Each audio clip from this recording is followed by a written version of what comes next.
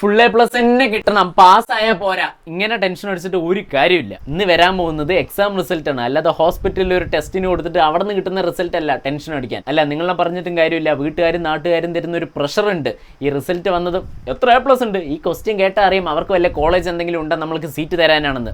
ഒരു ആശ്വാസം അവർക്ക്. ഡിയർ പാരൻസ്, ഒന്നേ പറയാനുള്ളൂ, നിങ്ങൾ കൊടുക്കുന്ന പ്രഷർ അവർക്ക് സെൽഫ് ഇംപ്രൂവ്മെന്റ് ഉണ്ടാവാനല്ല, ഈ സോഷ്യൽ എക്സ്പെക്ടേഷൻസിനെ മീറ്റ് ചെയ്യാനാണ്. നാട്ടുകാരുടെ മുമ്പിൽ നമ്മുടെ മക്കളുടെ റിസൾട്ട് അഭിമാനത്തോടെ പറയണം പറഞ്ഞിട്ട് നിങ്ങൾ അവർക്ക് കൊടുക്കുന്ന ആ ഒരു പ്രഷർ അത് അനാവശ്യമാണ്. പിന്നെ ഈ 10th പ്ലസ് 2 പഠിക്കുന്നവർ എപ്പോഴും കേൾക്കുന്ന ഒരു കാര്യമുണ്ട്, ഇതാണ് നിങ്ങളുടെ ടേണിംഗ് പോയിന്റ് എന്ന്. ഈ രണ്ട് റിസൾട്ട് ആണോ ടേണിംഗ് പോയിന്റ്? ഇത് ചെക്ക് പോയിന്റ് ആണ്. നെക്സ്റ്റ് ഏത് സ്ട്രീം ചൂസ് ചെയ്യണം പറഞ്ഞിട്ട് ഒരു check point. It doesn't define your career. Real turning point എന്താണെന്ന് വെച്ചാൽ അവരുടെ പാഷൻ അവർ കണ്ടുപിടിക്കുക, നമ്മുടെ ലൈഫിൽ ബോൾഡ് ആയിട്ട് ഒരു ഡിസിഷൻ എടുക്കുക.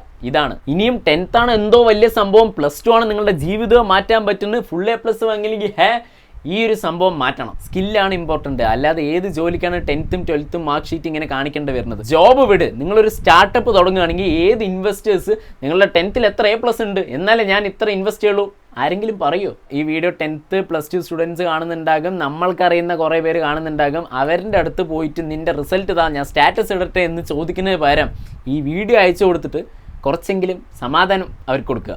ഓരോ ആൾക്കാരുടെ കേപ്പബിലിറ്റീസ് അനുസരിച്ചിട്ട് അവർ ഹാർഡ് വർക്ക് ചെയ്തിട്ട് അവരവർ മേടിക്കട്ടെ, അവരവരുടെ സ്ട്രീം അവരവർ ചൂസ് ചെയ്യട്ടെ.